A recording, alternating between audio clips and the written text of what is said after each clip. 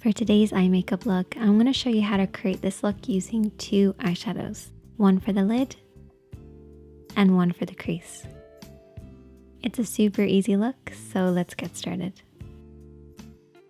So I've already started by priming my eyelids with a little bit of primer.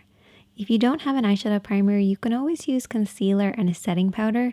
This will create a blank canvas for you to work on. However, primer does give your shadow something to hold on to. So that's why I prefer primer over concealer.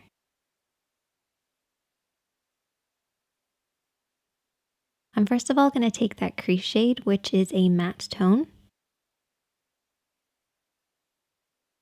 And I'm going to take my blending brush. So you only need two brushes for this look, a blending brush and a flat brush. Starting with the blending brush, we're going to work this over and back into the crease of the eye.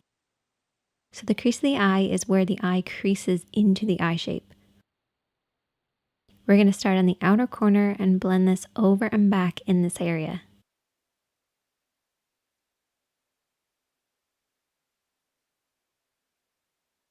And I like to keep my eyes open so I can see the shape that I'm creating.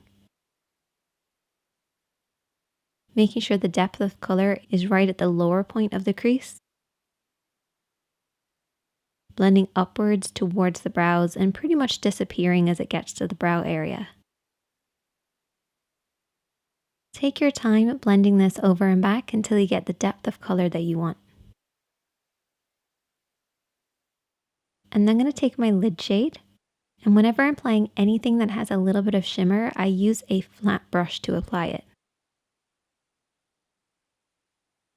The reason I use a flat brush is it helps the shadow to glide on, particularly with metallics or anything with shimmer or glitter. It just helps them to really hold on to the lid and glide and create that nice glossy look. You want to very slowly build this up, applying a little bit of shadow at a time until you get the depth of color that you want. You also want to pay close attention to the lash line because this is where you want the majority of the shadow to be, blending upwards until it reaches the crease. If you have harsh lines between your crease and your lid, take your brush and slowly smudge between the two. This will help them blend into one another. But don't be afraid to keep blending and applying a little bit as you go along. And I also took that lid shade and applied it underneath the eyes as well. And that is the finished look, a little bit different for me, but I hope you guys enjoyed this one.